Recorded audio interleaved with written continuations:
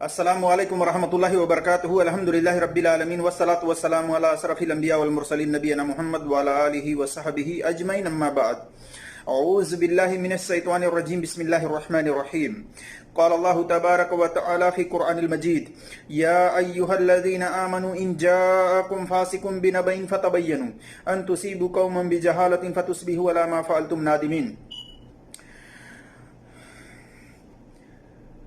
میرے عزیز دوستوں اور بھائیوں، اللہ تبارک و تعالیٰ کی توفیق سے میں جس ٹاپک پر جس موضوع پر بات کرنے کی کوشش کر رہا ہوں وہ موضوع ہے کہ کیا کلمہ طیبہ لا الہ الا اللہ محمد الرسول اللہ قرآن میں اور حدیث میں ایک مقام پر لکھا ہوا نہیں ہے؟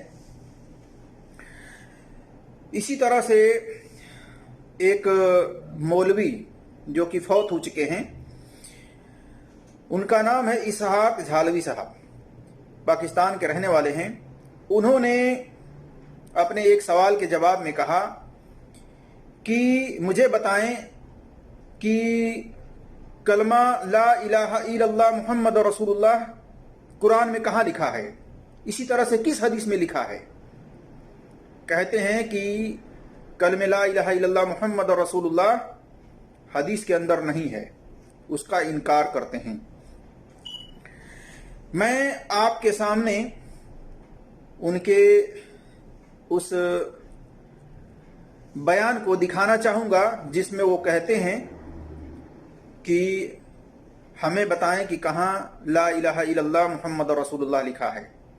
وہ اس کا انکار کرتے ہیں، یعنی کہتے ہیں کہ کسی بھی حدیث کے اندر لا الہ الا اللہ محمد رسول اللہ ایک مقام پر لکھا ہوا نہیں ہے۔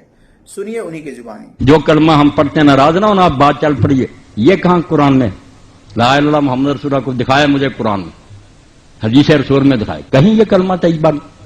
یہ دو الگ الگ کلمے ہیں، بالکل ٹھیک ہے، لا الہ کہیں لکھا محمد ہم نے جوڑ لیے۔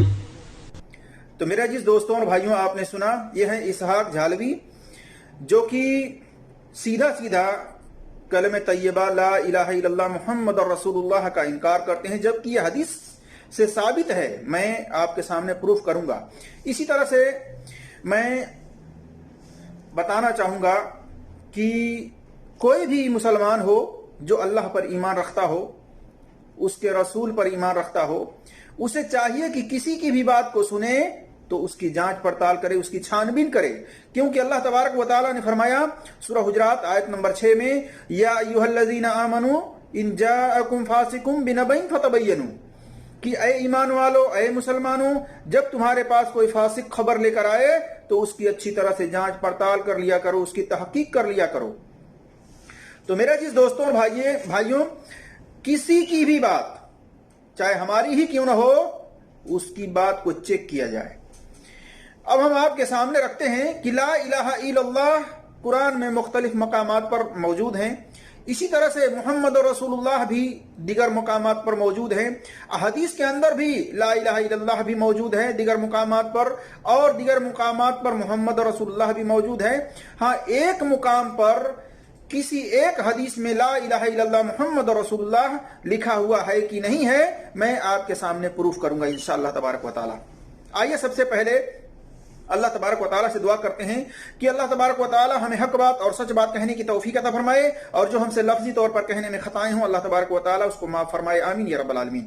میرے عزیز دوستوں اور بھائیوں، بہت سارے مسلمان ہیں جو یہ بات کہتے ہیں کہ لا الہ الا اللہ محمد رسول اللہ قرآن حدیث میں ایک جگہ لکھا ہوا نہیں ہے۔ یعنی ان کا کہنے کا مطلب کیا ہے؟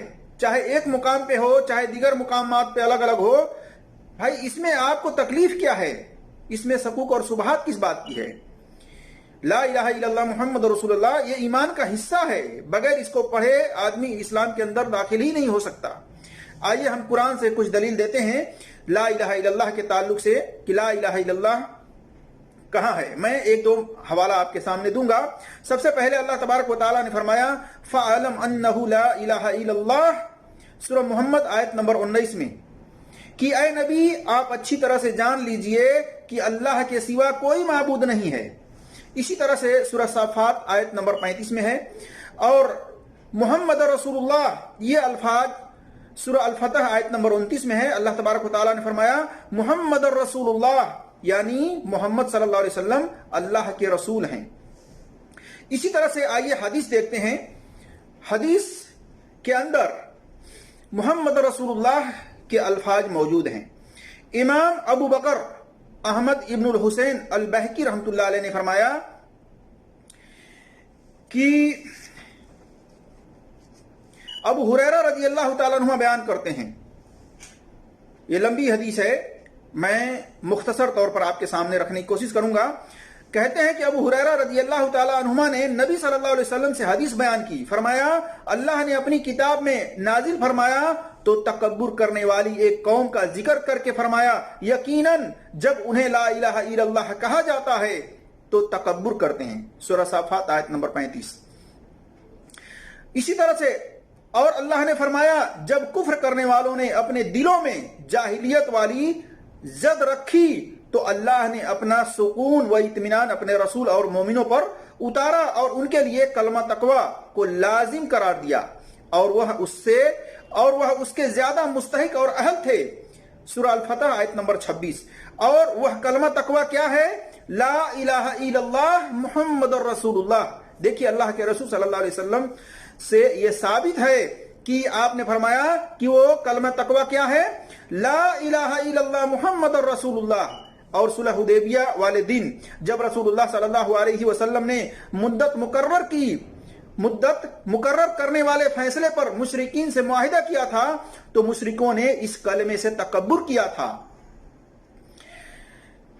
देखिए, इमाम बहकी रहमतुल्लाह अलैह की किताब अल अस्मा वल सिफात सफा नंबर 105, 106, इसी तरह से हदीस नंबर 195 और 196 पर, और इसकी सनद हसन लिजात है। इसकी सनद में रावी हाकिम इस्म मोहम्मद बिन इसहाक अल सगानी जहरी और सईद इब्नुल मुसय्यब सब आला दर्जे के शिकह रावी हैं।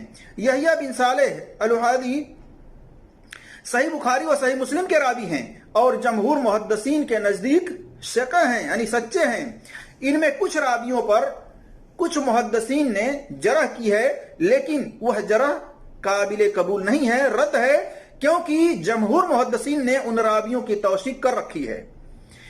यानी कुछ मुहद्दिसीन अगर जरह करे किसी रावी के ऊपर कि ये ज़ईफ है, उसके मुकाबले में अगर ज्यादा मुहद्दिसीन उसको शिकह करार दें तो ज्यादा मुहद्दिसीनों की बात मोतबर होती है, मानी जाती है उसूल हदीस में।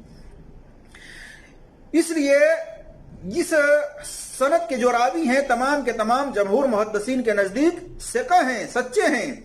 इसी तरह से दूसरी एक रवायत सवाहिद के बिना पर भी है, जैसा कि सुएब इब्ने अबी हमजा ने अन जहरी अन सईद इब्नुल मुसय्यब अन अबी हुरैरत की सनद से बयान कर रखी है। देखिए किताबुल ईमान ले इब्ने मंद जिल्द नंबर 1 सफा नंबर 359 हदीस नंबर 99 पर, और इसकी सनद सही है। इस हदीस से तकवीयत पाकर वो हदीस कवी हो जाती है। और इसी तरह से इस बात पर कलमे ला इलाहा इल्लल्लाह पर इजमा भी है। जो लोग इजमा के इनकारी हैं वो तो उनके लिए तो कोई दलील नहीं, लेकिन जो इजमा को मानते हैं, अक्सरियत है कि लोग इजमा को भी मानते हैं। ताइए मैं इजमा से भी दलील देता हूं। हाफिज इब्ने हजम लिखते हैं, ला इलाहा इल्लल्लाह मुहम्मदुर रसूलुल्लाह के कलिमे पर इजमा है। देखिए अल-महला जिल्द नंबर 10 सफा नंबर 423, अल-ऐन मसला 3025 पर। तो मेरा जिस दोस्तों और भाइयों, इस हदीस से साबित हुआ कि ला इलाहा इल्लल्लाह मुहम्मदुर रसूलुल्लाह एक मुकाम पर मौजूद है।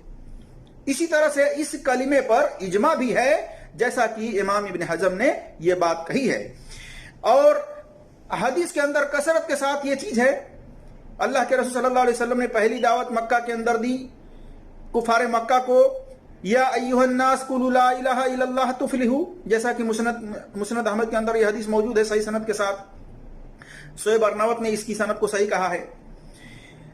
तो ला इलाहा इल्लल्लाह मुहम्मद रसूलुल्लाह अल्हम्दुलिल्लाह यह हदीस से साबित है। जो लोग इस बारे में सुकूक और सुबहात रखते हैं उन्हें अपनी इस्लाह करनी चाहिए कि ला इलाहा इल्लल्लाह मुहम्मद रसूलुल्लाह यह हदीस के अंदर मौजूद है, इसका इनकार نہیں کرنی چاہیے۔ اللہ تبارک و تعالیٰ سے دعا ہے کہ اللہ تبارک و تعالیٰ ہمیں حق بات اور سچ بات کہنے کی توفیق عطا فرمائے، اور جو اسقالات مسلمانوں کے اندر ہیں اللہ تبارک و تعالیٰ ان کی اصلاح کرنے کی توفیق عطا فرمائے، اور ہمیں اس دنیا میں جب تک قائم رکھے، اپنے اسلام ایمان پر قائم رکھے، اور لا الہ الا اللہ پڑھتے ہوئے اس دنیا سے خاتمہ کرے۔